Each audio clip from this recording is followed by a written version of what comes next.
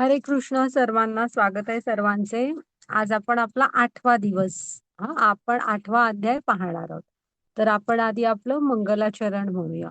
ओम अज्ञानतिमिरांधस्य ज्ञानांजनशलाकया चक्षुरुन्मीलितं येन तस्मै श्री गुरवे नमः. श्री चैतन्य मनोभीष्टं स्थापितं येन भूतले स्वयं रूप कदा मह्यं ददाति स्वपदान्तिकम्. वन्देऽहं श्रीगुरो श्रीयुतपदकमलं श्रीगुरून् वैष्णवांच श्रीरूपं साग्रजातं सहगणरघुनाथान्वितं तं सजीवं साद्वैतं सावधूतं परिजनसहितं कृष्णचैतन्यदेवं श्रीराधाकृष्णपदान् सहगणललिता श्रीविशाखान्वितांच. हे कृष्ण करुणा सिंधो दीनबंधो जगतपते गोपेश गोपिकाकांत राधाकांत नमोस्तुते. तप्त कांचन गौरांगी राधे वृंदावनेश्वरी वृषभानुसुते देवी प्रणमामि हरिप्रिये. नमा ओम विष्णुपदाय कृष्णपृष्ठाय भूतले श्रीमते भक्ति वेदांत स्वामी इति नामिने. नमस्ते सारस्वते देवी गौरवाणी प्रचारिणे निर्विशेष शून्यवादी पाश्चात्य देश तारिणे. जय श्री कृष्ण चैतन्य प्रभु नित्यानंद श्री अद्वैत गदाधर श्रीवासादि गौर भक्त वृंद. हरे कृष्णा कृष्ण कृष्णा हरे हरे. हरे राम राम राम हरे हरे.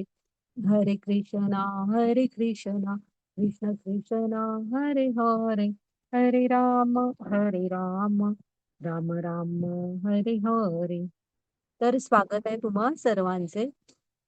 आधी राधा गोविंदांना प्रणाम करूया, त्यांचे आशीर्वाद घेऊया.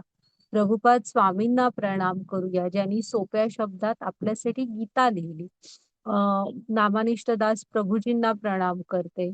आमच्या मराठीच्या पूजा माताजी आणि आमच्या या पूर्ण मराठीची टीम, आता आपल्या को होस्ट, आपल्या ऍडमिन, अशी आमची टीम असते, त्या सगळ्यांना प्रणाम करते. आणि तुम्ही सगळे पण वेळेत येता, तुम्हाला सर्वांना पण सादर प्रणाम. हा. तर आता आज आहे ना, आपण अक्षर ब्रह्मयोग, भगवत प्राप्ती असं प्रभुपाद स्वामी त्याला म्हणतात.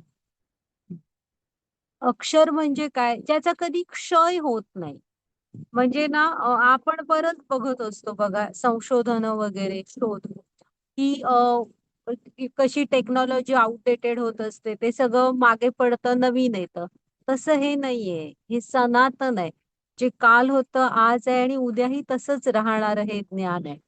अक्षर ज्याचा क्षय नाही होणार असं. ब्रह्म म्हणजे इथे ब्रह्म हा शब्द बऱ्याच अर्थाने, पण इथे आपण भगवंतांसाठी अक्षर ब्रह्म योग आहे तो, की भगवंतांच्या प्राप्तीसाठी असणारा. माताजी घ्या पुढे, आपण पुढे बघूया. तर आहे ना, हे ज्ञान हे सनातन ज्ञान आहे. लक्षात ठेवा. राधा गोविंदांना प्रणाम करूया. प्रभुपाद स्वामींना पण. तर आहे ना, आता कालच्या अध्यायाचे इथे स्लाइड्स नाहीयेत, पण आपण कालच्या अध्यायामध्ये पण बरंच काय काय बघितलं. तर कोण कृष्णाकडे जाऊ शकतं, कोण नाही जात. त्याच्यानंतर भक्तियोगाची ही सुरुवातच होती, की कसं तुम्ही कानाने तच्छृणू म्हणून सांगितलेलं आहे कृष्णाने. तर ते जरा सगळ्यांनी लक्षात ठेवा. ते जरा आपल्याला लागणार. आणि आपण विविध शक्ती बघितल्या, की ज्यामुळे आपण कृष्णांचं नित्य स्मरण करू शकू. तर आता आपण आजच्या अध्यायावर येऊया. हा जो अध्याय आहे ना, हा सुरुवातच कृष्णाची अर्जुनाच्या प्रश्नाने झालेली आहे. कालच्या अध्यायाचे जे शेवटचे श्लोक आहेत ना, त्यातले काही शब्द अर्जुनाला कळत नव्हते. म्हणजे ना, तुम्ही ह्यातनं बघा की अर्जुन किती लक्ष देऊन ऐकतो. म्हणजे त्याच्या ऐकण्यात आणि आपल्या ऐकण्यात किती फरक असतो जनरलीच. उगाच तो एक श्रेष्ठ हे नव्हता. म्हणजे द्रोणांचा आवडता शिष्य, एक श्रेष्ठ धनुर्धर. हे जे कालच्या 7व्या अध्यायातले शेवटचे श्लोक आहेत ना, त्यातले शब्द आहेत जे त्याला कळत नव्हते.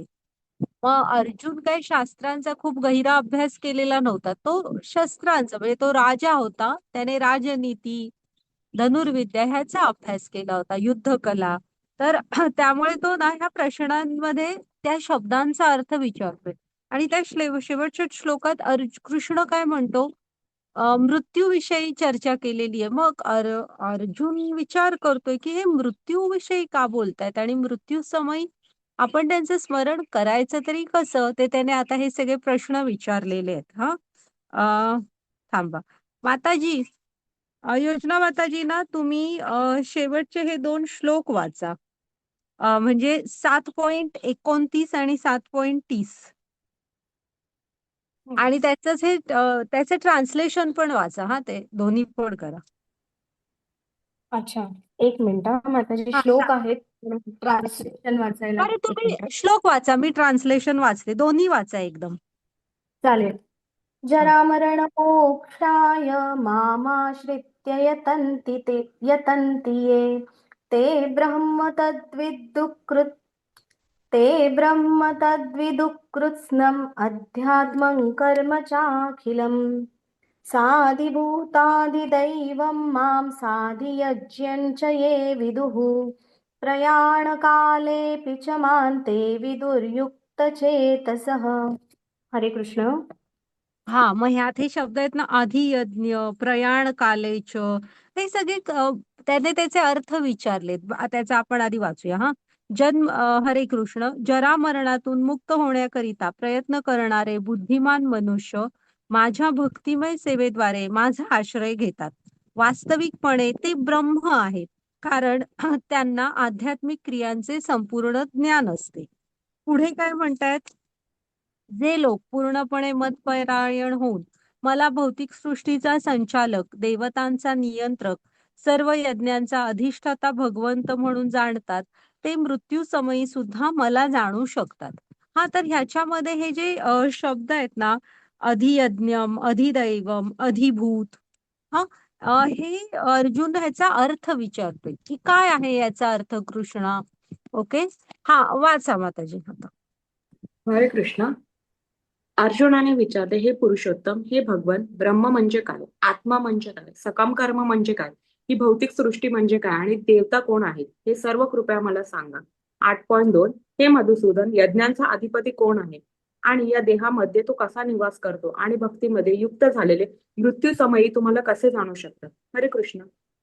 हा, तर अर्जुन ते विचारतोय. ह्या अध्यायाची सुरुवातच प्रश्नाने झालेली आहे की ब्रह्म म्हणजे काय, आत्मा म्हणजे काय, सकाम कर्म कशाला म्हणायचं, हे ते शब्द ना त्या श्लोकांमध्ये आलेले आहेत. हा मग कृष्णाने उत्तरं पण दिलेली आहेत त्याची. देवता कोण आहे, भौतिक सृष्टी काय, सगळं मला सांगा म्हणतो. यज्ञाचा अधिपती कोण. तर आता ब्रह्म म्हणजे काय, तर इथे माताजी पुढची स्लाइड घ्या. पुढच्या स्लाइड मध्ये ती उत्तर आहेत बघा सगळी. तर ब्रह्म म्हणजे ना इथे जीवात्म्याला म्हटलेलं आहे. हा हे ते दोन श्लोक. हा अरे इथे होते, तर चालेल चालेल. आता आपण जे 7.29 आणि 30 पाहिले ते. हा तर ब्रह्म म्हणजे इथे ना ब्रह्म हा शब्द ब्रह्मदेव म्हणून पण वापरू शकता, परब्रह्म म्हणून कृष्णांना पण बोलवलं जातं. पण इथे ब्रह्म हा जीवात्मा म्हणून वापरलेला आहे. हा आपला जो आत्मा आहे, जीवात्मा, त्याला ब्रह्म म्हणून संबोधलेलं आहे इथं. अविनाशी दिव्य जीव. ओके. मग अध्यात्म म्हणजे काय, त्याचा दुसरा प्रश्न आहे अध्यात्म. तर आपण आता अध्यात्म म्हणजे काय म्हणू की ते मंदिरांमध्ये जाणं, स्तोत्र म्हणणं, असंच भगवंतांना काही अर्पण करणं, आपण जे नेहमी करतो, वेगवेगळ्या मंदिरांमध्ये जातो, देवाधर्माचं करतो. तर शास्त्रांनुसार अध्यात्म म्हणजे जीवाचा नित्य स्वभाव. हं. मग इथं जीव म्हणजे आत्मा धरा. हा हे सगळं आत्म्याच्या स्तरावरून सुरू आहे. मग तर जीवाचा नित्य स्वभाव काय आहे, जीवाचा नित्य स्वभाव, आत्म्याचा नित्य स्वभाव काय असणार, ज्याला अध्यात्म म्हणजे ते आहे. तर आत्मा जो आहे ना, तो भगवंतांचा अंश आहे आणि त्याला फक्त भगवंतांची ओढ आहे. तो वाट बघत असतो भगवंतांच्या कडे परत जाण्याची, त्यांच्याशी जोडलं जाण्याची. हा त्यामुळे दोनच गोष्टी त्याला खूप आवडतात. कृष्णांची नित्य सेवा करणं, कृष्णांशी जोडलेलं राहणं. ओके, त्यांच्या धामात परत जाणं. तर तो तिकडनं आलेला आहे आणि भगवंतांच्या सेवेमध्ये हे राहणं गुंतलेलं. तो भगवंतांचा नित्य दास आहे. कारण तो त्यांचा अंश आहे. हां, त्यामुळे अध्यात्म म्हणजे काय? जीवाचा नित्य स्वभाव. तर काय आहे तो? तर त्याला भगवंतांच्या सेवेमध्ये भक्ती म्हणजे काय? भगवंतांची दिव्य प्रेममय सेवा. तर भगवंतांच्या सेवेमध्ये जोडलेलं आवडतं. हं? हा जीवाचा नित्य स्वभाव आहे आणि त्याला अध्यात्म असं म्हणतात. मग आता कर्म म्हणजे काय? इथे आपण उठतो, बसतो, खातो, काय सगळ्या ज्या बोलतो, कायही ज्या क्रिया करतो, ज्या क्रियांमुळे तुमचं पुढचं शरीर बनत चाललेलं आहे, फलदायी क्रिया आहेत त्या, की त्याचं फलस्वरूप म्हणून तुम्हाला पुढचं शरीर मिळणार आहे. त्या सगळ्याला कर्म म्हणतात. हं. अशा सगळ्या क्रिया, की ज्यामुळे तुमचं त्याच्या फलस्वरूप तुम्हाला पुढचं शरीर मिळणार. मग अधिभूत काय? तर आपल्या आजूबाजूला ही निसर्गतः जे काय आहे, ही सृष्टी, भौतिक सृष्टी म्हटलंय बघा तिथे, जी आपल्या आजूबाजूला आहे बघा, ज्यामध्ये सगळी जंगल, अ, पर्वत, डोंगर, अ, नद्या, समुद्र असं सगळं सामावलेलं आहे. ही सगळी जी सृष्टी आहे ना, याला आधिभूत म्हटलंय. हां, ती कशी आहे? ती कशी आहे? नित्य परिवर्तनशील आहे. असत्य नाही, माया नाही आहे ती. आहे, तुम्ही तिला हात वगैरे लावू शकता, तिचा अनुभव घेऊ शकता. पण ती नित्य परिवर्तनशील आहे, सतत बदलणारी आहे. हां, ऋतू बदलतील, सगळं म्हणजे आता सीझनल असतात ना भाज्या, फळं सगळं. हां, ती नित्य रूप बदलत असते तिचे. तर ती अधिभूत. अधिदैव म्हणजे काय? तर ना देवदेवता आणि त्यांच्या ग्रह लोकांचा समावेश असणाऱ्या भगवंतांच्या विराट रूपाला अधिदैव म्हणतात. हे 10व्या अध्यायामध्ये ना आपण तुम्ही भगवंतांचं विराट रूप व्यवस्थित पाहू शकता. मग त्याच्यानंतर आहे ना अधियज्ञ हे 5व्या अध्यायातच कृष्णाने सांगितलेलं आहे शांती मंत्रात, भोक्तारम यज्ञ तपसाम. कोण आहे सगळ्या यज्ञांचा भोक्ता, सर्वोच्च भोक्ता तर भगवंत स्वतः आहेत. त्यामुळे यज्ञांचा अधिष्ठाता कोण आहे? अधियज्ञ कोण आहे? तर भगवंत स्वतः आहेत. हं. मग हे वास कुठे करतात? कुठे असतात हे परमात्मा? तर सर्वांच्या हृदयामध्ये असतात. आत्म्याच्या शेजारीच आहेत, खूप लांब नाही आहेत आपल्यापासून. हं. आणि मग तो विचारतो पहा, की भगवंत म्हणतात ना त्या श्लोकामध्ये 7.30 मध्ये, की असा मतपरायण झालेला मृत्यूच्या वेळेस माझं स्मरण करू शकतो. आता कसं आहे ना, की एकतर अर्जुनाला प्रश्न पडलेला आहे, की का कृष्ण मृत्यूची चर्चा करत असतील? आणि मग मृत्यूच्या वेळेस स्मरण कसं करायचं? त्याला कळतंय, की अचानक तर ते होणार नाही. म्हणून तो विचारतोय, की कृष्णा तुझं स्मरण मृत्यूच्या वेळेस कसं करावं? कारण आपल्याला माहित नसतं, की मृत्यू कधी येणार, कसा येणार. त्याच वेळेस कृष्ण आठवावे पण लागणार ना आपल्याला. तर ते कसं? तर कृष्णाने सांगितलेलं आहे, की त्याचा तुम्हाला आयुष्यभर सराव करावा लागणार. हं, ओके. माताजी घ्या पुढे.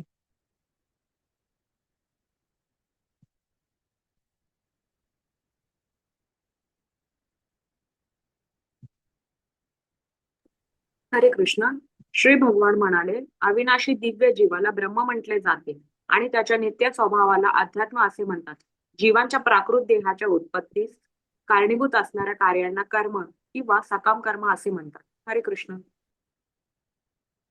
आपण हे पाहिलं आता तेच त्यांनी वाचून दाखवलेलं आहे. आणि अ, ही जी आपण इथे ज्या काही क्रिया करतो, ज्याचं फलस्वरूप म्हणून पुढचं शरीर बनतं, त्याला कर्म असं म्हणत असतात. हां. हां, माताजी घ्या पुढे.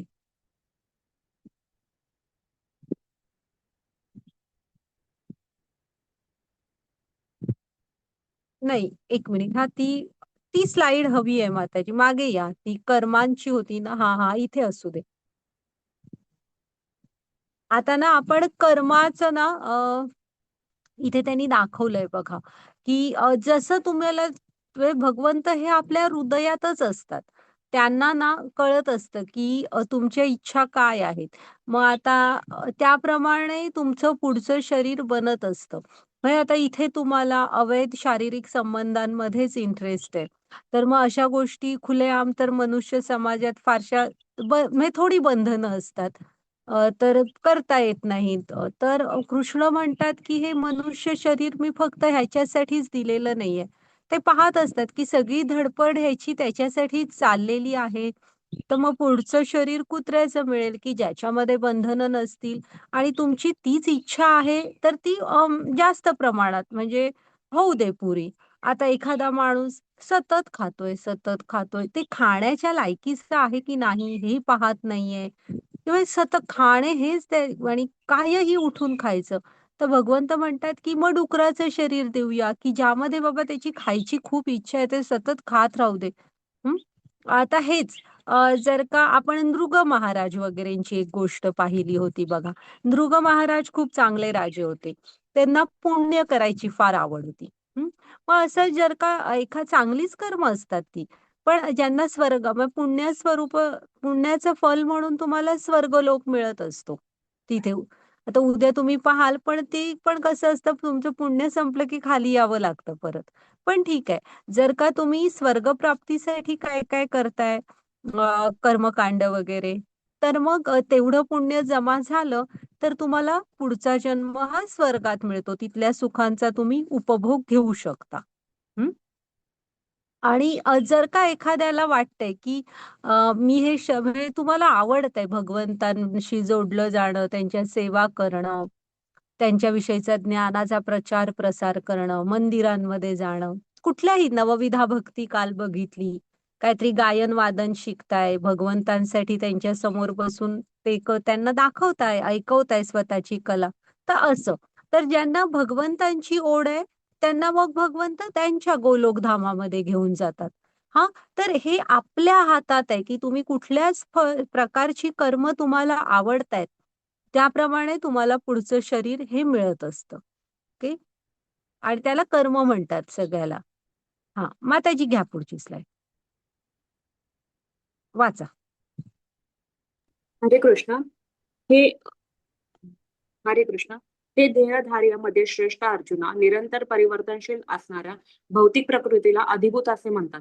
चंद्र सूर्यासारख्या देव देवतांचा समावेश असणाऱ्या परमेश्वराच्या विराट रूपाला अधिदैव असे म्हणतात. आणि प्रत्येक देहधारी जीवामध्ये परमात्मा रूपाने मी पुरुषोत्तम भगवान वास करतो आणि मला अधियज्ञ म्हणजे यज्ञांचा अधिष्ठाता असे म्हणतात. हरे कृष्ण.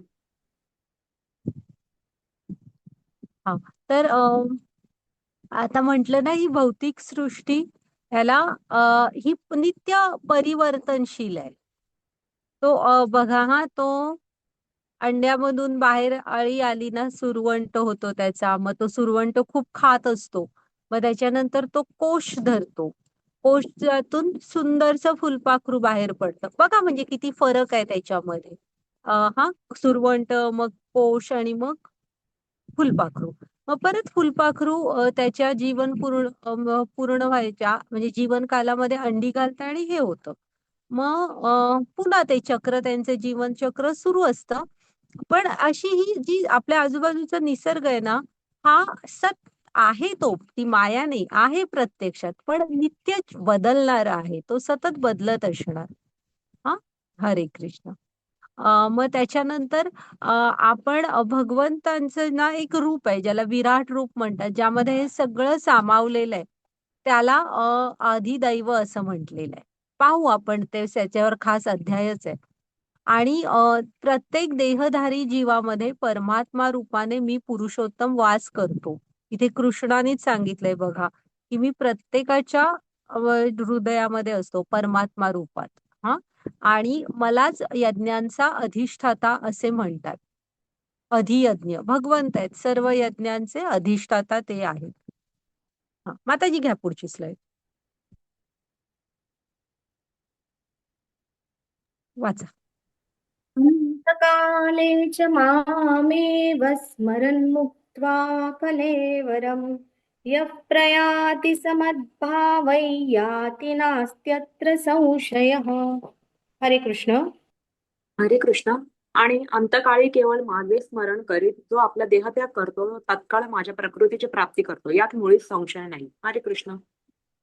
हा, तर आहे ना, कृष्णाने काय सांगितलंय बघा, की अंतकाळी जो केवळ माझे, तिथे काय शब्द आहेत, तुम्ही केवळ माझे स्मरण करीत देहत्याग करायला हवा. भगवंतांचं स्मरण केलं तर भगवंतांचं धाम मिळणार आहे. हा, तो तात्काळ माझ्या प्रकृतीची म्हणजे गोलोक धामाची त्यांच्या प्राप्ती करतो, यात मुळीच संशय नाही. आता ते आपलं वचन नाहीये, केलो वचन दिलो आणि विसरलो. भगवंतांचं आहे, ते म्हणतात की यात तुम्ही संशय घेऊच नका. हा, हे म्हणजे कृष्णाने दिलेला हा शब्द आहे आपल्यासाठी. इथे ना भीष्मदेवांचं उदाहरण दिलंय. 12 महाजन आहेत, त्यातले भीष्म एक आहेत. हं? तर त्यांची फार इच्छा असते, इच्छा मृत्यूचं वरदान होतं ना भीष्मांना, की आपण मृत्यूसमयी कृष्ण आपल्या समोर असावेत. पण आपल्याला सगळ्यांना माहित आहे, शरशय्येवर असतात, अजिबात हलू पण शकत नसतात. मग जसं आता ना युद्धाच्या आधी अर्जुन दुःखात बुडालाय, तसं युद्ध झाल्यावर युधिष्ठिर महाराजांना फार दुःख होतं, की खूप मनुष्य संहार झाला आणि त्यांना ते राज्य चालवाय आनंद वाटत नसतो. हं? मग कृष्ण त्यांचं थोडं मार्गदर्शन करतात आणि कृष्ण म्हणतात, की एका राजा आदर्श कसा असतो, त्याने राज्य कसं करायचं, ह्याविषयी आपण तू भीष्मांकडून मार्गदर्शन घे, चल आपण जाऊया.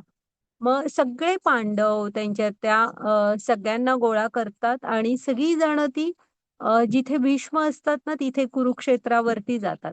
आणि भागवतम मध्ये वर्णन आहे, ते कळल्यावर ना, की भीष्म काहीतरी बोलणार आहेत. बरेच ऋषीमुनी त्यांचे शिष्यगण वगैरे घेऊन हजर होतात तिथे भीष्मांचं मार्गदर्शन ऐकायला. मग आहे बरंच सांगतात ते ह्यांना, युधिष्ठिरांना, की कसं एक राजाने राज्य करायचं वगैरे. पण आहे ना, त्याच्यामध्ये आहे बघा, तिथे तो प्रसंगच आहे, की कृष्णालाही भीष्मांची इच्छा माहित होती, की त्यांना ना आपल्याला समोर पाहत शरीराचा त्याग करायचा आहे. मग त्याच्यात वर्णनच आहे. मग आता भीष्म सांगतात, की कृष्णा, आता तू माझ्या असा समोर उभा राहा. केशवा, असं माझ्या समोर उभा राहा. आणि खूप छान स्तुती आहे भागवतम मध्ये भीष्मानी केलेली भगवंतांची. ती स्तुती गातात आणि भगवंतांना समोर पाहत आपला शरीराचा त्याग करतात. हा, तर म्हणजे भगवंत काहीतरी निमित्त करून आले बघा त्यांच्याकडे भक्तासाठी. आणि तुमच्या एक लक्षात येते का, भीष्म हे शरशय्येवर आहेत. म्हणजे सुईसारखे सुई टोचायला अंतर नाही, म्हणजे एवढा बाण शरीरात घुसलेले आहेत. तरी पण त्यांनी हे सगळं स्तुती गायली, थोडस ह्याला मार्गदर्शन करू शकले युधिष्ठिर महाराजांना. तर आहे ना, हे जे आपले जन्म मृत्यू जरा व्याधी ही मनुष्य जन्माची खरी 4 दुःख आहेत. तर ही पण आणि आदिदैविक, आदिभौतिक आणि आध्यात्मिक, ही जी दुय्यम दुःख आहेत, ही सुद्धा आपण भगवंतांच्या साथेने ना, म्हणजे भगवंतांच्या बरोबर असलो तर नक्कीच आपण त्यातनं पार करू शकू त्यांना सुद्धा. हा, ती दुःख आपण नक्कीच सहन करू, त्यातनं बाहेर पडू शकू. इथे भीष्म पण पडले त्यातनं बाहेर. ओके. आणि ह्यात मुळीच संशय नाही घ्यायचा ह्या सिद्धांतामध्ये. माताजी घ्या पुढची स्लाइड.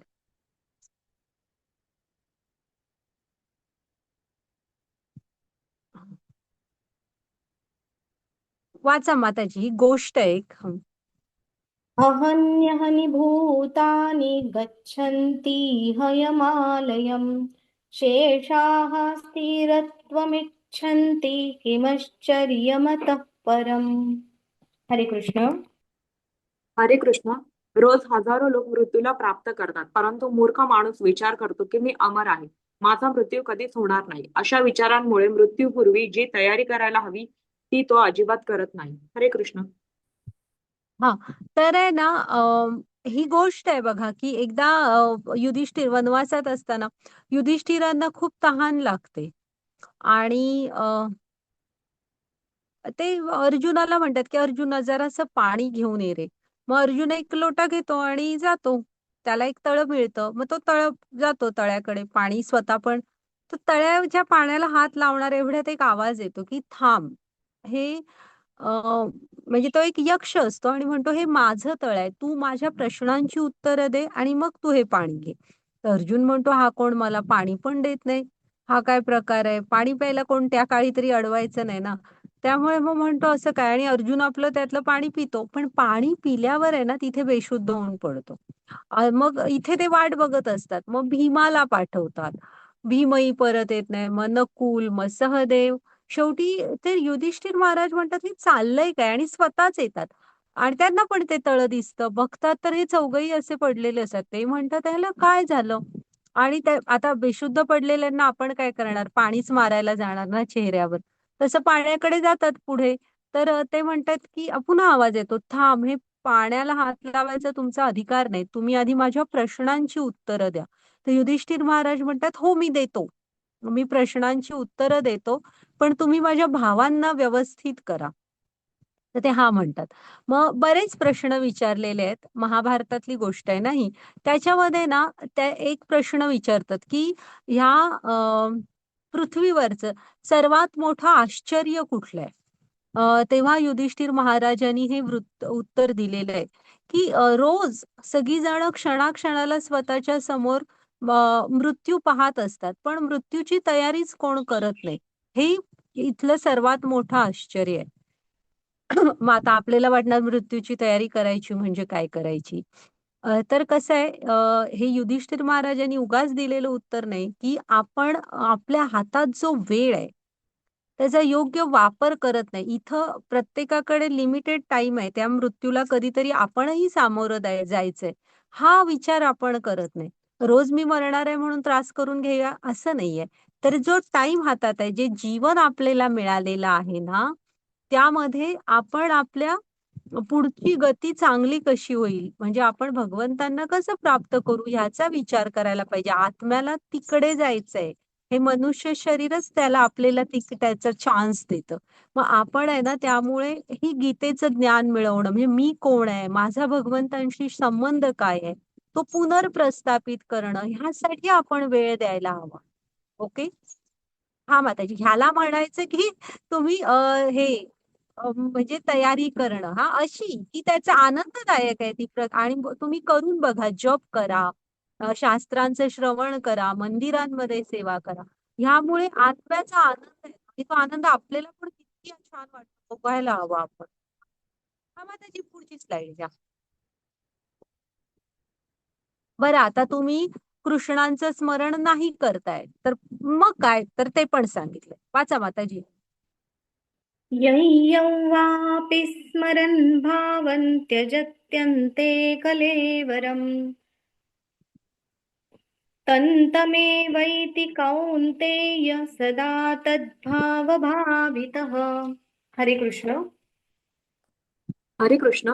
हे कौंतेय, आपल्या देहाचा त्याग करीत असताना मनुष्य ज्या ज्या भावाचे स्मरण करतो त्या त्या भावाची तो निसंदेह प्राप्ती करतो. हरे कृष्ण. तर आता आपण कृष्णांचं स्मरण नाही करू शकलो, हा, तर कृष्ण काय सांगताय, तुम्ही देहाचा त्याग करीत असताना ज्या कोणाचं स्मरण करणार ते शरीर तुम्हाला पुढे प्राप्त होत असतं. भरत महाराजांची गोष्ट आपण 3ऱ्या अध्यायात बघितलेली आहे. भरत महाराज हे अतिशय चांगले राजे होते, हा, आणि सगळा राज्यकारभार करून मनात येतात की मला आता फक्त भजन भक्ती करू द्या. राज्यकारभार करताना तेवढा वेळ मिळत नव्हता, हा, आणि सगळं चाललेलं असतं व्यवस्थित. मग ती गोष्ट माहित आहे, हरणाचं पिल्लू सापडतं. हरणाचं पिल्लू मोठं पण होतं, पण हे फार काळजी करत असतात की आई शिवायचं पिल्लू आहे, ते कसं माझ्याशिवाय राहणार, कसं माझ्याशिवाय राहणार. आणि खरं तर त्यांना त्याच जन्मात मुक्ती मिळाली असती, भगवंतांचं धाम प्राप्त झालं असतं. पण हरणाची आठवण काढत काढत मृत्यूला सामोरे जातात, त्यामुळे पुढचं शरीर हरणाचं मिळतं. मग आता मी पुढचं पण सांगते तुम्हाला. काय होतं की भक्तीमुळे ना त्यांना स्मरण मात्र असतं की मी काय होतो वगैरे. जनरली पुढच्या जन्मात कुणाला मागचं काय आठवत नाही, पण भक्तीमुळे त्यांना ते स्मरण होतं की आपल्या हातनं काय झालं आणि हे हरणाचं शरीर मिळालंय. मग त्या हरणाच्या शरीरामध्ये ना एका ऋषींच्या आश्रमांच्या आजूबाजूलाच राहून तो जन्म काढतात, की ते त्यांचं वेद पठण वगैरे कानाने ऐकत वगैरे असं. मग त्याच्यानंतर पुढचा जन्म मिळतो एक जड भरत म्हणून.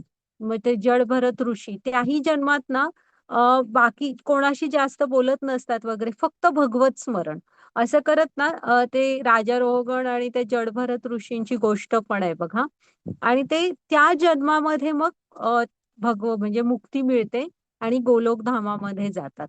तर जे एका जन्मातच होणार होतं त्यासाठी पुढे वेगळे 2 जन्म घ्यावे लागले. तर असं आहे की सिद्धांत काय आहे, तुम्ही भगवंतांचं स्मरण नाही करू शकलात तर ज्या कोणाचं स्मरण करणार ते शरीर प्राप्त होणार. ओके, माताजी घ्या पुढची.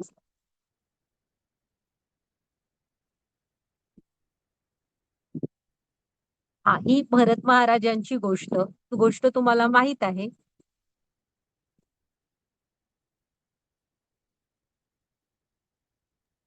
तस्मात् सर्वेषु कालेषु मामनुस्मरयुध्य च मयि अर्पितमनो बुद्धिर्मामे वैष्यस्य संशयम्.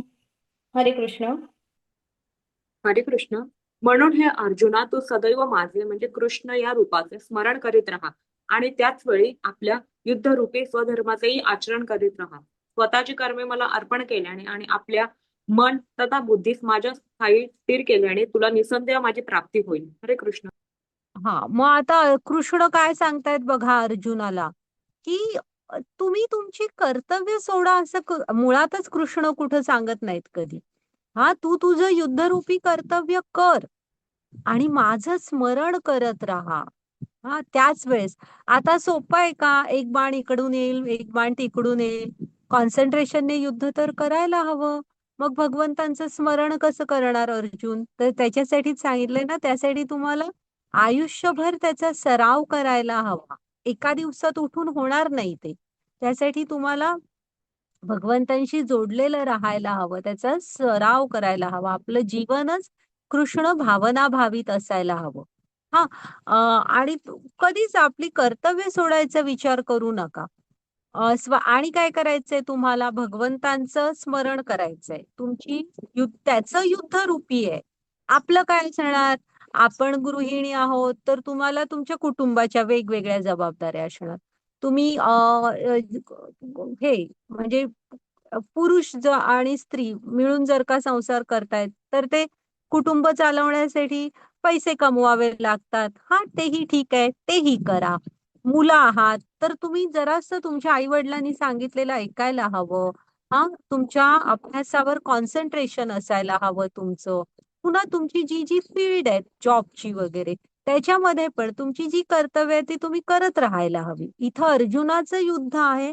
प्रत्येकाची त्याच्या त्याच्या वेगवेगळी असतात. हा, ती काय प्रत्येकाची सेम नसतात. ती करत राहा, स्वधर्माचे आचरण करीत राहा स्वतःच्या. हा, मग त्याच्यानंतर आपली जी ही कर्म आहे त्याची फळं, ही सगळी कर्म आपण भगवंतांना अर्पण करायला पाहिजे. नाही तर पुन्हा त्याची बंधनं लागणार, जन्म मृत्यूच्या फेऱ्यात पुन्हा परत यावं लागणार.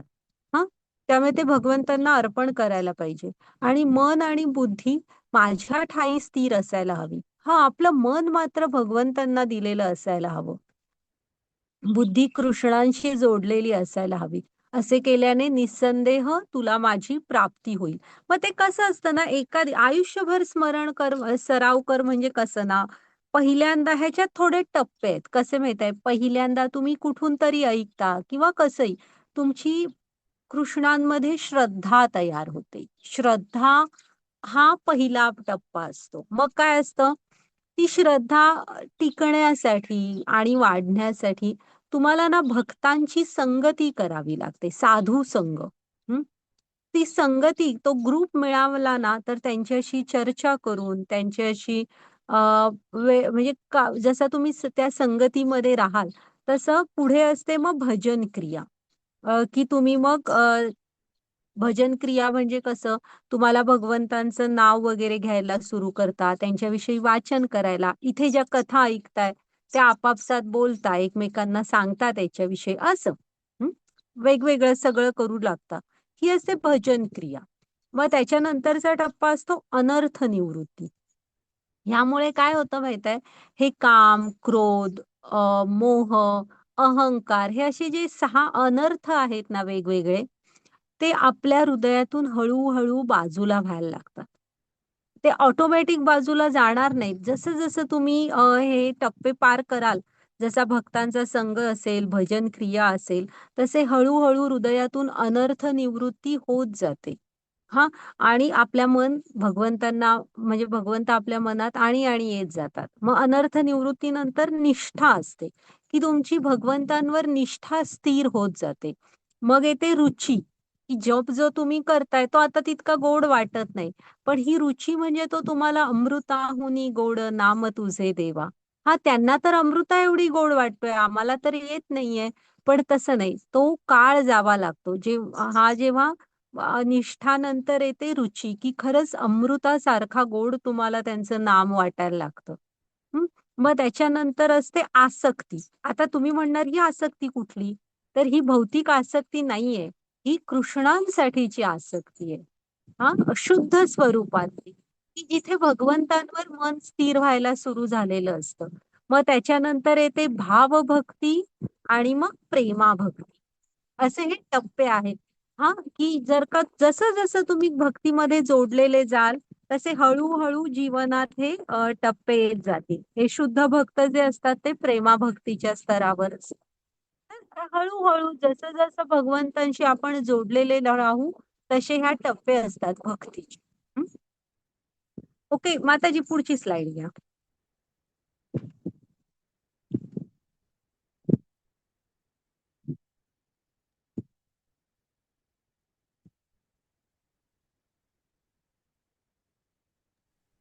अभ्यासयोगयुक्तेन चेतसा नान्यगामिना परमं पुरुषं दिव्यै याति पार्थानुचिन्तयन्.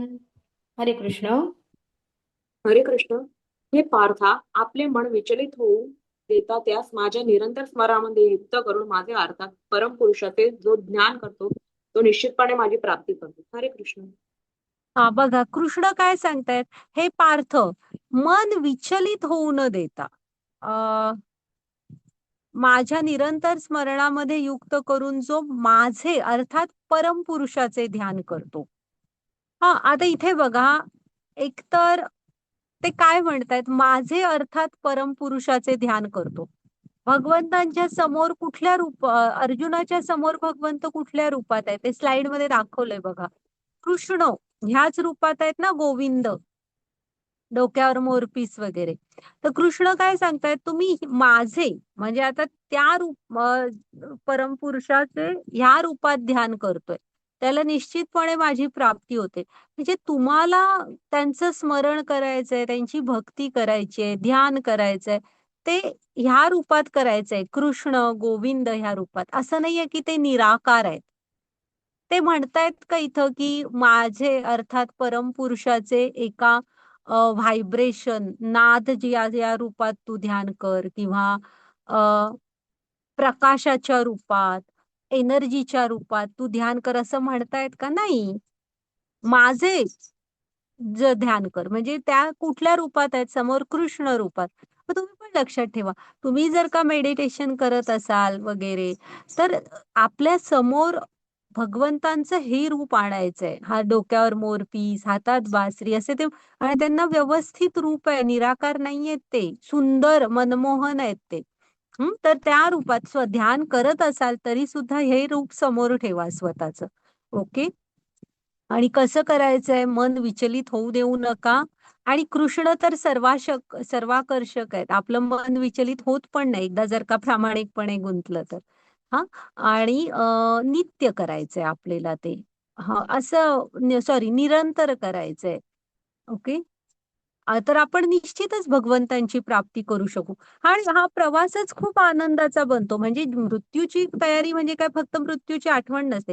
हा जो मधला प्रवास आहे ना, हाच खूप आनंददायक होईल जर का कृष्णांच्या बरोबरीने तो आपण करत असू तर.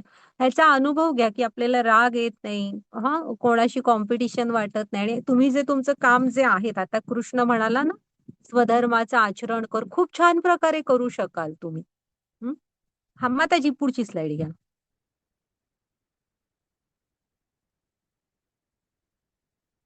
आता ना इथे अजामिळची ही गोष्ट आहे, ही भागवतम मधली गोष्ट आहे, की हे जे कृष्णाने सांगितलं ना आपल्याला, की जो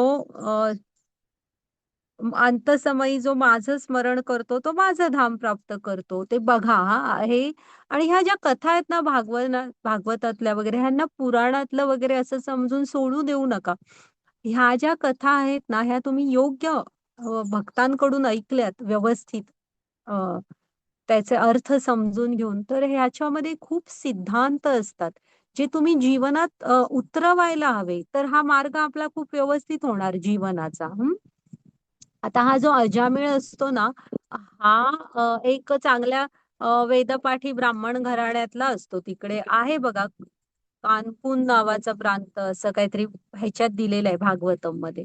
आणि वडिलांसाठी ना पूजा सामग्री आणायला म्हणजे पूजेसाठी लागणाऱ्या पत्री, समिधा, फुलं वगैरे असं सगळं आणायला रोज जंगलात जात असतो. मग एके दिवशी ठरल्याप्रमाणे जातो जंगलात आणि हा चांगला असतो खूप.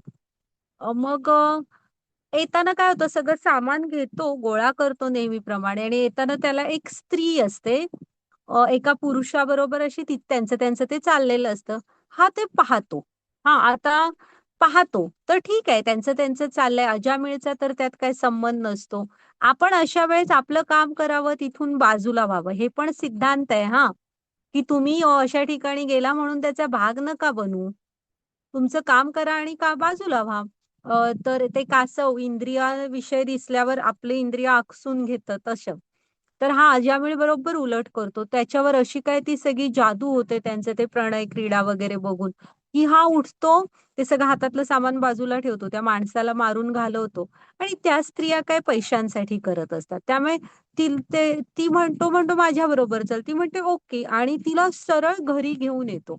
मग घरी घेऊन आल्यावर बिचाऱ्या आई-वडिलांना फार धक्का बसतो. हे काय अचानकच काय झालं मुलाला?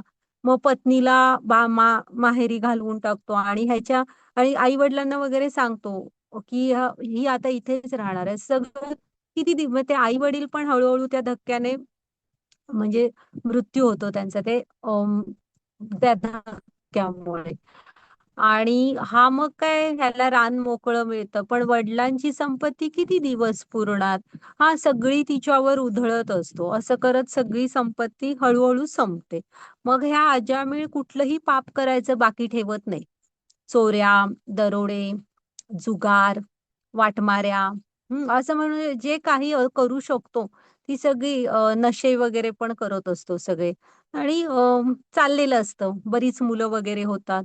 वेळ काय कुणासाठी थांबत नसतो.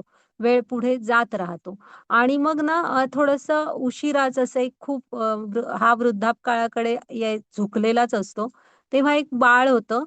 मग काही ना साधू म्हणजे कुठेतरी पूर्वीची भक्ती म्हणा, गुरूंचं हे म्हणा, काहीतरी होतं आणि काही साधू दारावर येतात आणि त्याची बायको असते ती त्यांना दान करायला जाते.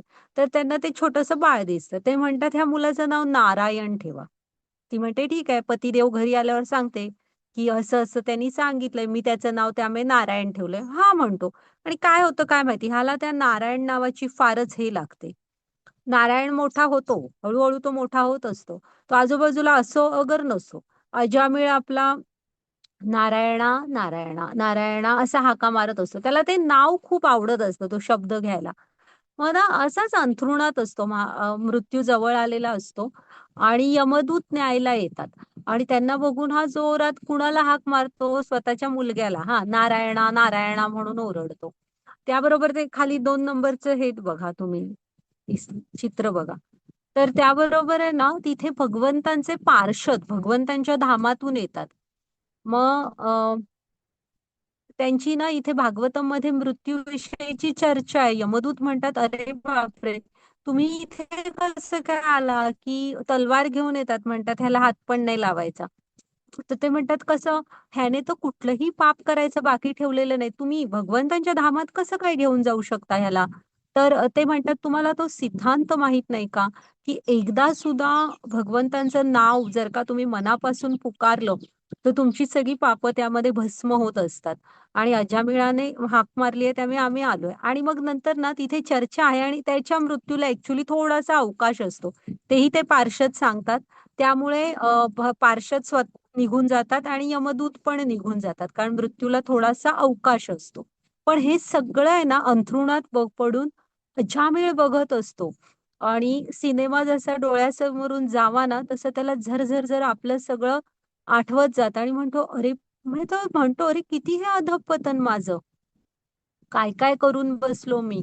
आणि त्याच क्षणी तिथनं उठतो, ते सरळ काशीमध्ये जातो आणि पुढची 12 वर्ष तो जिवंत राहतो आणि अतिशय शुद्ध भगवंतांची भक्ती, नामस्मरण वगैरे जप करत पुढचं आयुष्य घालवतो. आणि त्याच्यानंतर जो खरा मृत्यू येतो, तेव्हा मात्र भगवंतांचं स्मरण करत भगवंत त्या मृत्यूला सामोरा जातो. आणि ते दाखवलंय बघा विमान, ते विमान घेऊन पार्षद त्याला न्यायला येतात. मग अजामिळला पण एक दिव्य शरीर मिळतं आणि भगवंतांच्या धामामध्ये निघून जातो. तर प्रभुपाद स्वामींचं ना ह्याच्यावर अ सेकंड चान्स मराठीमध्ये पण, आता मला नाव आठवत नाहीये, मराठीमध्ये पण आहे ते पुस्तक. तर असं एक खूप छोटंसं आणि छान पुस्तक आहे प्रभुपाद स्वामींचं. तर तुम्ही ना, मी सांगेन अवश्य ते पुस्तक वाचा. मृत्यूविषयी ना त्याच्यात खूप छान हे भगवंतांचे पार्षद आणि यमदूत ह्यांची चर्चा आहे बघा. आपल्याला पण कळेल की काय आहे तत्वतः मृत्यू असणं, त्याला आपण त्याची आधीपासनं कसं काय फेस करायची तयारी. मृत्यू म्हणजे आपण घाबरतो. कसं आहे आपल्याला वाटतं हे आपल्या जनरली का घाबरतो? आपल्या लोकांना सोडून आपण कुठेतरी एकटे निघून जाणार. तसं नाहीये. उलट जे आपले आपण जिथून आलोय, जे आपले आई-बाबांसारखे आहेत, भगवंत आपले आहेत, त्यांच्याकडे जाणार असा आपला व्ह्यू हवा. तो आता अजामेळ निघालाय बघा, की जे आपलं ओरिजिनल मूळ स्थान आहे. हं. त्यामुळे त्याची भीती ठेवायची गरज नाहीये. कधी ना कधीतरी प्रत्येकाला यायचंच आहे, आपल्याला येणार. तर आणि आपण चाललोय आपल्याच भगवंतांकडे, अशी भावना हवी. की प्रत्येकाने प्रयत्न करा. अवश्य वाचा ते पुस्तक. छान पुस्तक आहे. आणि इथे अजामिळच्या ह्याच्यातनं पण एक लक्षात ठेवा, की त्याला एक सेकंड चान्स मिळाला. आपल्याला तो मिळेलच असं नाही. त्यामुळे जेव्हा भक्तीविषयी कळलंय, ते छोट्या-छोट्या गोष्टींमधून भगवंतांशी जोडून घ्यायचा प्रयत्न करा. हं. आणि अशा कुठल्या स्थानी वगैरे गेलो, तर आपण त्या पापांचा भाग व्हायचा नसतो. हं. ओके. चालेल माताजी, पुढची स्लाईड घ्या.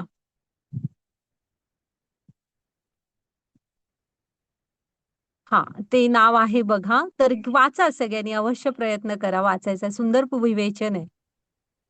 हां, वाचा माताजी. हो माताजी. हरे कृष्ण.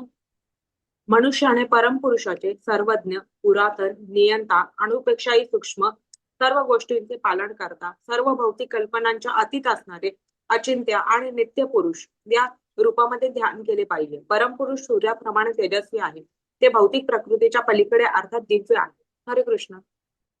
हां, हे बघा आत्ताच तुम्हाला म्हटलं तसं.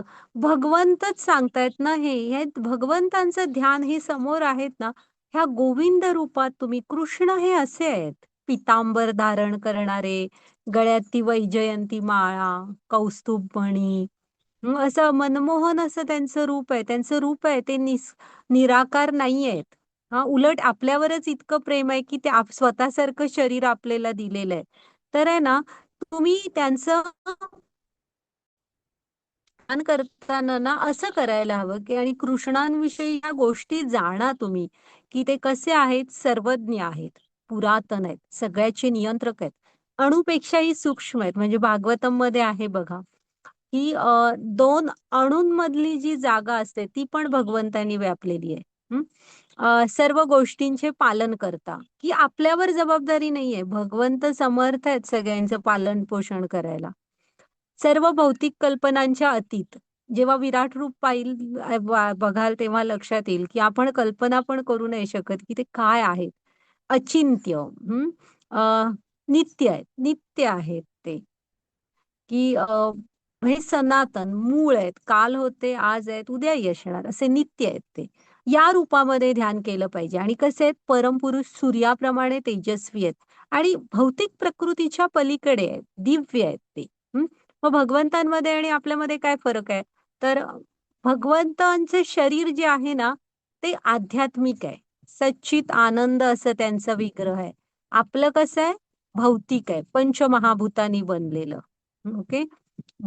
आपण मायेद्वारा नियंत्रित आहोत. भगवंत हे मायापती आहेत. म्हणजे माया सुद्धा त्यांचीच एक शक्ती आहे आणि त्यांच्या नियंत्रणाखाली काम करते. आपली इंद्रिय पण आहेत ही भौतिक आहेत, भगवंतांची इंद्रिय सुद्धा दिव्य आहेत. असं आहे, हा फरक आपल्यामध्ये हाच आहे. ओके, मग त्याची पुढची स्लाइड घ्या.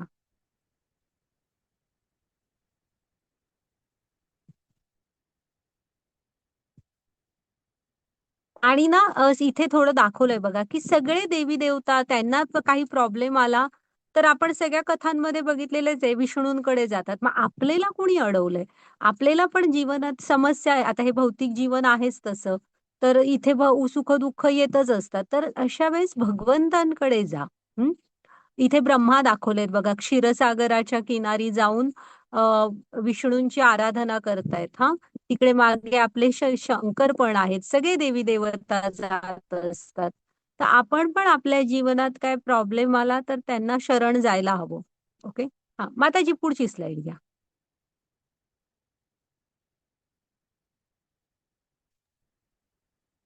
मामुपेत्य पुनर्जन्म दुःखालयमशाश्वतम् नाप्नुवन्ति महात्मानः संसिद्धिं परमां गताः. हरे कृष्ण. हरे कृष्ण. माझी प्राप्ती केल्यावर भक्तियोगी महात्मेजन या दुःखमय तात्पुरत्या जगतात कधीच परतून येत नाही, कारण त्यांना परमसिद्धी प्राप्त झालेली असते. हरे कृष्ण.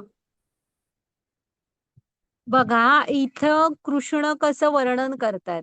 हा, म्हणजे आता तुम्ही एकदा भगवंतांचं धाम प्राप्त केलं ना, की आपल्याला पुन्हा या भौतिक जीवनात यायची आवश्यकता पडत नाही. हा, ह्या जन्म मृत्यूच्या फेऱ्यातनं पूर्ण मुक्त झालेलो असतो आपण. तर भगवंत इथे ना वर्णन बघा काय करतायत, दुःखालयम अशाश्वतम. हे जे भौतिक जगत आहे ना, कसं आहे, दुःखालय आहे. म्हणजे आलय, वाचनालय, देवालय, ग्रंथालय, तसं ते दुःखालय म्हणतायत. हे जे भौतिक जगत आहे ते, इथे दुःख ही आहेतच. काय करणार, तो त्याचा नेचर, स्वभावच आहे ह्या भौतिक जगाचा. आणि अशाश्वतम म्हणजे हे ना बदलतं आहे. इथली परिस्थिती सतत बदलती असणार आहे, स्थिर नाहीये ते. असं आहे हे भौतिक जगत जे आपल्या आजूबाजूचं आहे ना, ते ज्यांनी बनवलं त्यांनीच वर्णन केलंय की दुःखालयम अशाश्वतम. पण भगवंतांना जोडलेलो असलो तर त्यातनंही बाहेर पडतो. कालच बघितलं होतं की आपण एकट्याने ह्या मायेला पार करू शकत नाही. भगवंतांच्या सोबतीने अगदी सहज तिला पार करू शकतो. हां. आणि त्यांच्या धामात एकदा गेलो की आपण इकडे परत येत नाही. हां. हां, माताजी पुढची. slide.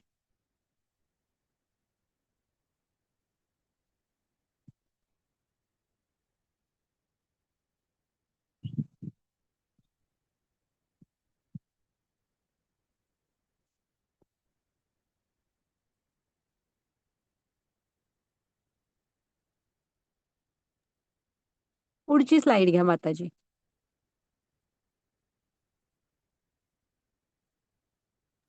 हरे कृष्ण. वाचा. प्राकृत माताजी.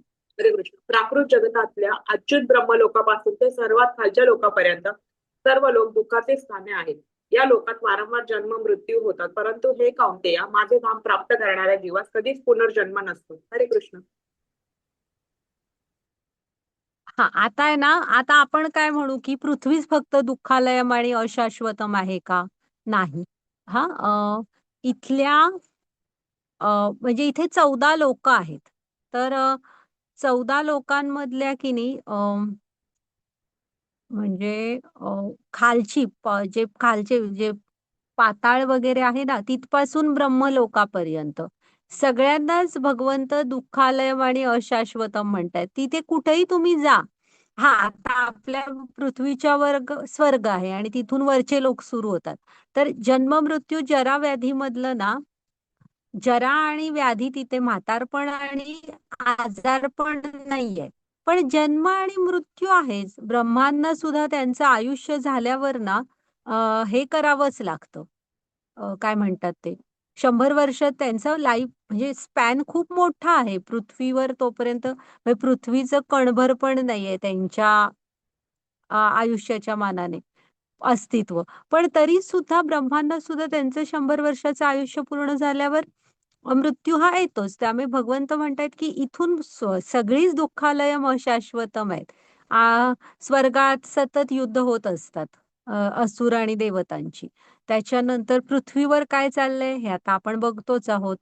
तर त्यामुळे भगवंत सांगतायत की आपण आपला कल हा भगवंतांच्या प्राप्तीकडे ठेवायला हवा. हं? बाकी इथेही असंच आहे सगळं.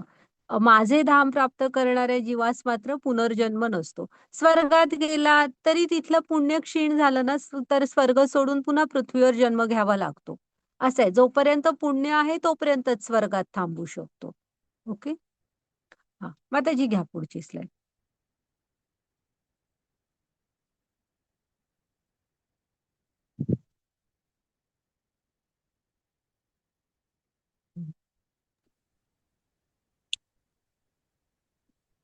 हरे कृष्ण.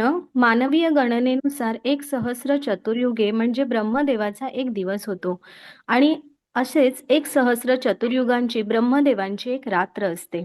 8.18 ब्रह्मदेवांच्या दिवसाचा आरंभ झाल्यावर सर्व जीव अव्यक्तातून व्यक्त होतात आणि त्यांच्या रात्रीचा प्रारंभ झाल्यानंतर ते पुन्हा अव्यक्तात लय पावतात. 8.19 पुन्हा ब्रह्मदेवांचा दिवस चालू झाल्यानंतर सर्व जीव अस्तित्वात येतात आणि ब्रह्मदेवांची रात्र चालू झाल्यानंतर आपोआपच त्यांचा लय होतो. हरे कृष्ण. तर आहे ना, ब्रह्मांचं आयुष्य खूप मोठं आहे, पण जन्म आणि मृत्यू त्यांना पण आहे. आपल्यापेक्षा म्हणजे आपण तिथे किती भांडणं वगैरे सुरू असतात, पण त्यांच्या कालगणनेनुसार आपलं काहीच अस्तित्व नसल्यासारखं आहे. पण पण शेवटी कसं आहे, म्हणजे आपल्या इथली एक सहस्त्र चतुर्युग म्हणजे ब्रह्मांचा एक दिवस असतो आणि तेवढ्याच वेळेचा त्यांची संध्या रात्र असते. हा, मग काय असतं माहित आहे, तो जो दिवस सुरू होतो ना, तेव्हा हे सगळं इथे व्यवस्थित सुरू असतं आणि जेव्हा संध्या येते, हा, दिवसाचा वेळ संपतो आणि संध्या सुरू होते, तेव्हा काय होतं की जो जिथे जसं आहे तसं त्याला आंशिक विनाश म्हणतात. जसं आहे तसं थांबलं जातं. म्हणजे असं समजा की सगळी जण झोपी जातात किंवा थांबतात, जी जिथे जसं आहे तसं.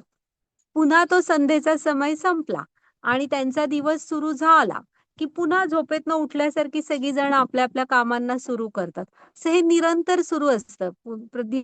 दिवस सुरू झाला की सगळी जण सुरू होणार, त्यांची संध्या आली की पुन्हा सगळं थांबणार. हा, असं सुरूच असतं. तर ह्या सगळ्यातनं आपल्याला मुक्ती हवी असेल तर आपल्याला भगवंतांचं धाम ते स्थिर आहे. त्याच्यामध्ये असलं काही नाहीये, ते आध्यात्मिक धाम आहे. माताजी पुढची स्लाइड घ्या. आणि ह्याही ब्रह्मांचं जेव्हा 100 वर्षाचं जीवन पूर्ण होतं तेव्हा ब्रह्मा पण मृत्यू पावतात आणि बदलून दुसरे ब्रह्मा त्यांच्या जागी. हा, माताजी पुढची स्लाइड घ्या.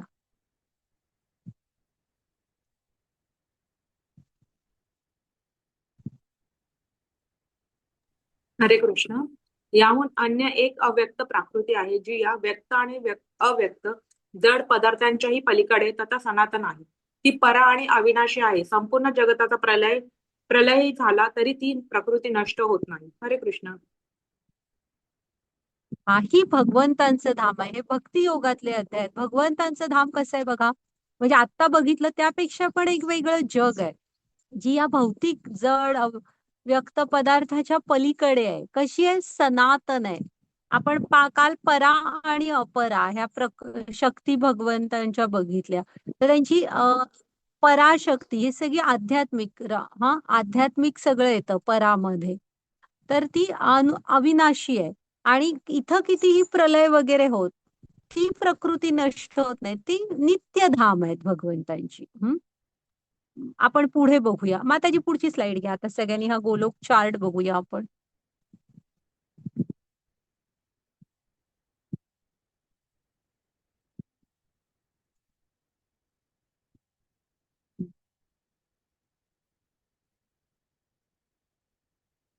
अं, ओके. माताजी जरा एक मिनिट ह्याच्या पुढची स्लाइड घ्या.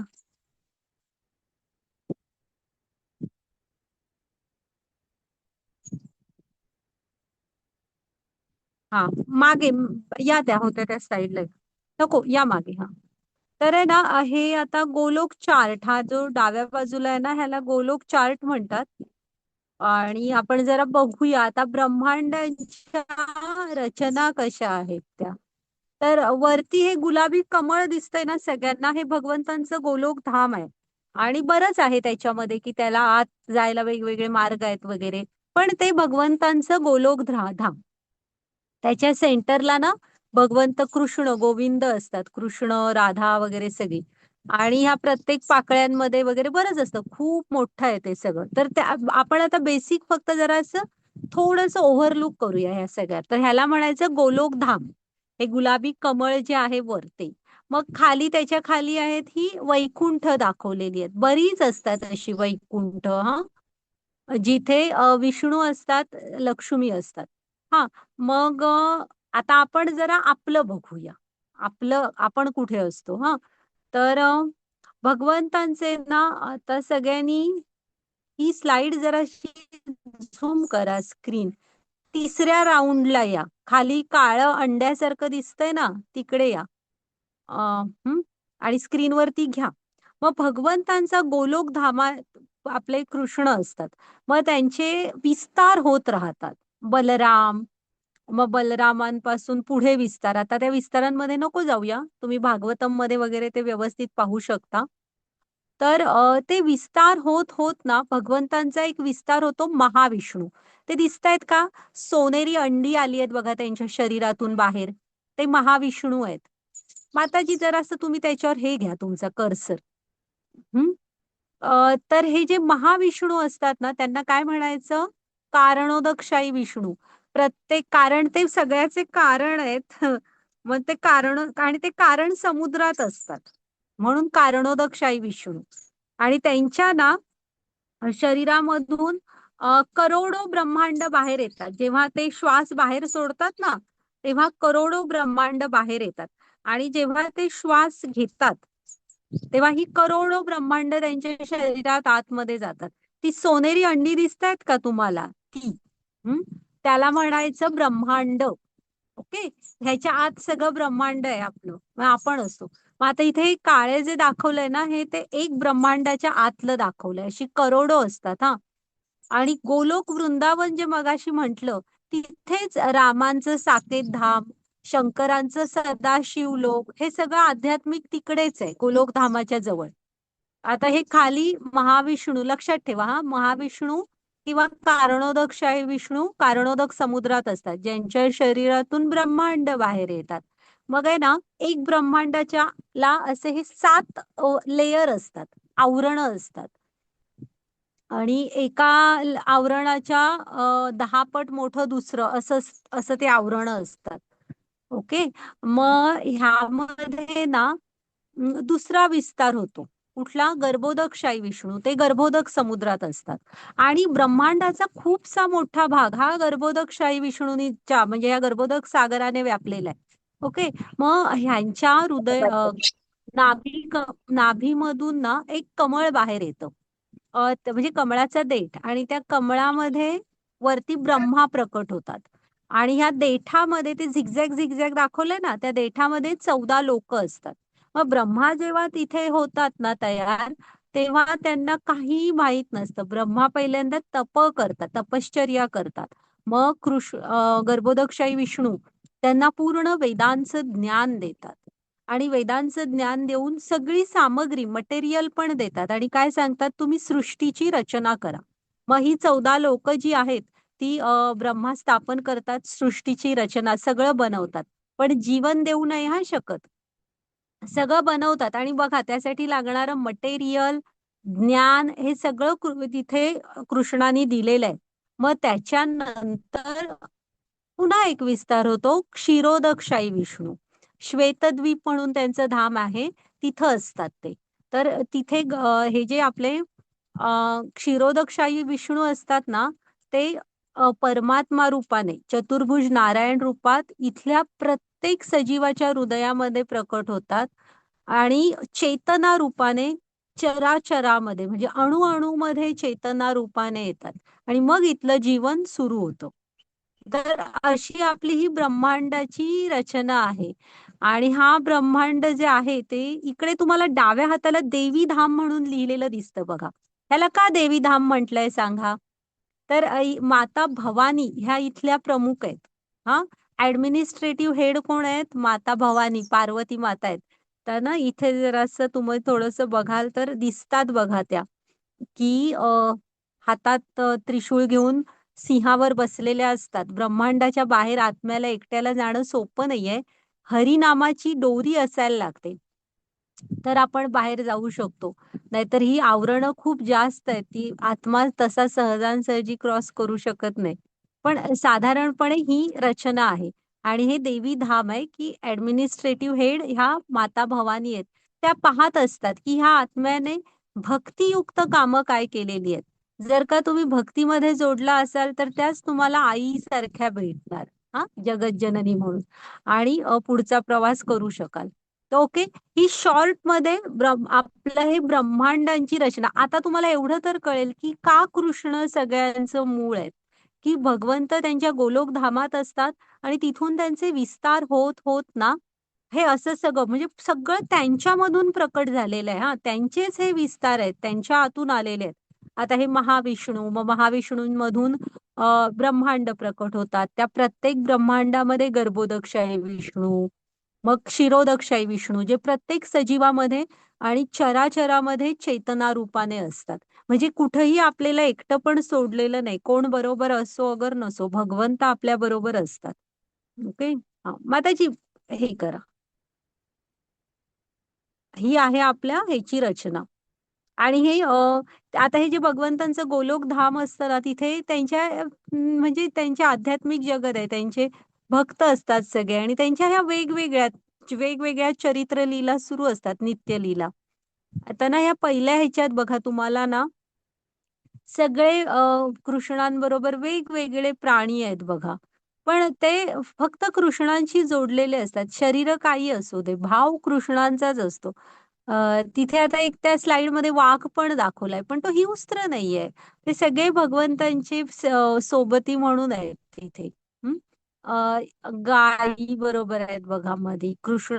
तिथे अगणित गायी आहेत. गोलोक धामच आहे ते. आणि भगवंतांचं गायीवर फार प्रेम आहे. हा, गोसेवा जशी जमेल तशी करायचा प्रत्येकाने प्रयत्न करा. खूप प्रेम आहे भगवंतांचं गायींवर. गोसेवा म्हणजे प्रत्यक्ष भगवंतांची सेवा आहे. मग त्याच्यानंतर इकडे बघा लोणी चोरतायत सगळ्यांना मित्रांना घेऊन. तर अशा नित्य लीला त्यांच्या तिथे सुरू असतात. हं? हा माताजी.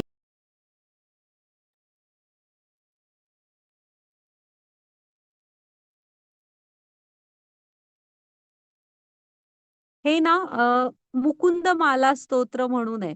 राजा कुलशेखर यांनी ही प्रार्थना केलेली आहे. कसं आहे ना,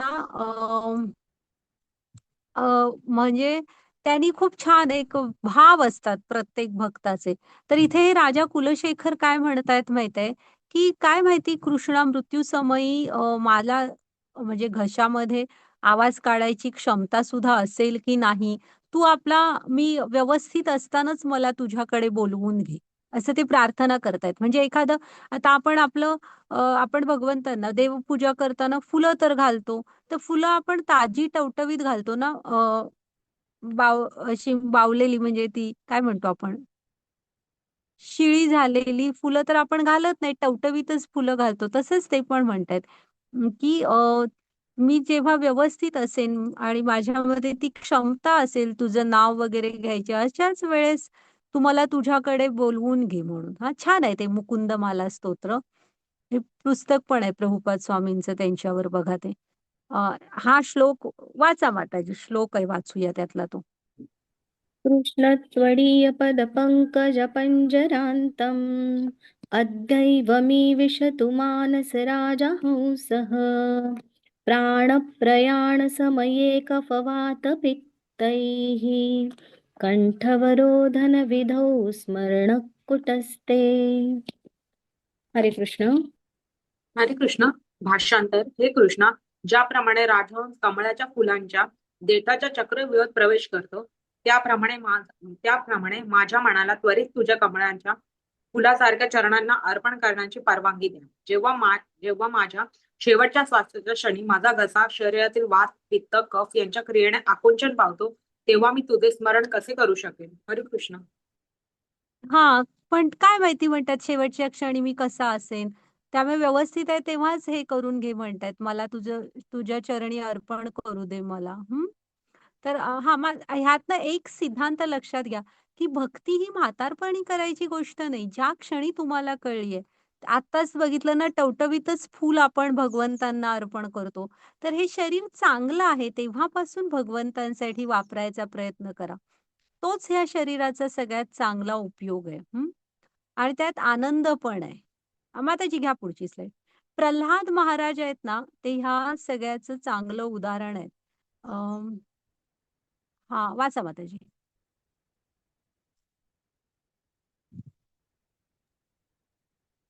वेदेषु यज्ञेषु तपस्सु चैव दानेषु यत्पुण्यफलं प्रदिष्टम् अत्येति तत्सर्वमिदं विदित्वा योगी परं स्थानमुपैति चाद्यम्. हरे कृष्ण. हरे कृष्ण. भक्ती मार्गाचा स्वीकार करणारा मनुष्य वेदाध्ययन, यज्ञाचारण, तपस्या, दान किंवा दार्शनिक तथा सकाम कर्म इत्यादी केल्याने प्राप्त होणाऱ्या फळांपासून मुळीच वंचित होत नाही. केवळ भक्तिपूर्ण सेवा केल्याने त्याला हे सर्व प्राप्त होते आणि शेवटी त्याला परम शाश्वत धामाची प्राप्ती होते. हरे कृष्ण. हा, आता असा अर्जुन विचार करत विचार म्हणजे विचारत नाहीये, पण असं वाटेल का अर्जुनाला वाटेल किंवा आपल्याला वाटेल, आपण भगवंत काय म्हणतायत, माझा भक्तीमध्ये जो माझ्याकडे येतो तो माझं धाम प्राप्त करतो, पुन्हा जात नाही वगैरे. पण ठीक आहे, पण मग भक्ती मार्गाचा स्वीकार करणारा मनुष्य ना, वेदाध्ययन, यज्ञ करणं, तपश्चर्या, दान देणं, हा, सकाम कर्म ह्यामुळे जी आपल्याला पुण्य वगैरे काय जे काय मिळत असतं, ज्याची फळं मिळतात, हा, त्यापासून वंचित राहतो का? तर नाही. कृष्ण काय सांगतायत, मुळीच जो भक्तीमध्ये मार्गाचा स्वीकार करतो ना, तर त्याला वेदाध्ययन, यज्ञ करणे, तपस्या, दान, सकाम कर्म हे जे काय करणार त्याची फळं तर चांगली मिळतीलच, पण त्यांना जे मिळत नाही ते पण मिळतं. काय? केवळ भक्तिपूर्ण सेवा केल्याने त्याला हे सर्व प्राप्त होते आणि शेवटी परम शाश्वत धामाची प्राप्ती होते. बाकी ते सगळ्यांना भगवंतांचं धाम प्राप्त होईल ह्याची काही गॅरंटी नाही. पण भक्ती सेवा केल्यावर ह्या सगळ्याची पुण्य तर मिळणारच आहेत. पण भगवंतांच्या धामाची पण प्राप्ती होणार आहे. हा, ओके. त्यामुळे ती चिंता करायची आवश्यकता नाही, की मी ते नाही केलं आता काय होणार. हा, मग त्याची घ्या पुढची स्लाईड. तर आहे ना, थोडंसं मी तुम्हाला सांगते, प्रल्हाद महाराज आहेत ना, हे त्याचं हे आहेत. आजचा हा जो अध्याय आहे ना, की कृष्ण सांगतायत की तुम्ही मृत्यूसमयी माझं स्मरण येण्यासाठी आयुष्यभर त्याचा सराव करायला हवा.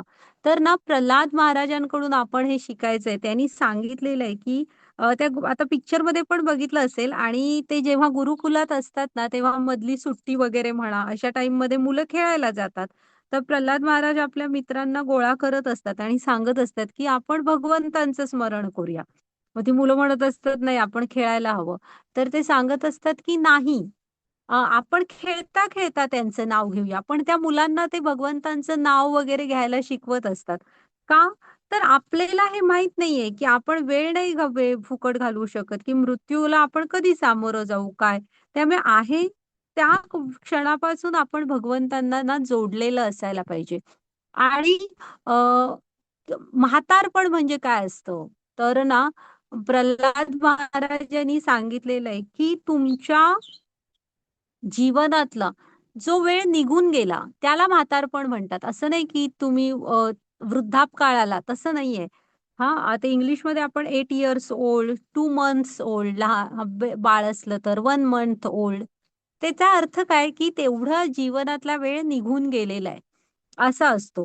त्यामुळे आपण भगवंतांच्या भक्तीमध्ये स्वतःला जोडून घ्यायचा प्रयत्न करायला हवा, जो आपल्या हातात वेळ आहे ना त्यामध्ये. ओके. आणि प्रल्हाद महाराजांचे चरित्र जरा अभ्यासाल ना, तर त्यांनी हे खूप छान सगळीकडे सगळं सांगितलेलं आहे.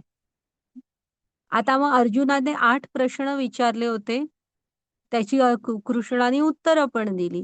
मृत्यूसमयी कसं स्मरण करायचं, तर त्यांनी सांगितलं आयुष्यभर तुम्हाला त्याचं हे करायला हवा सराव.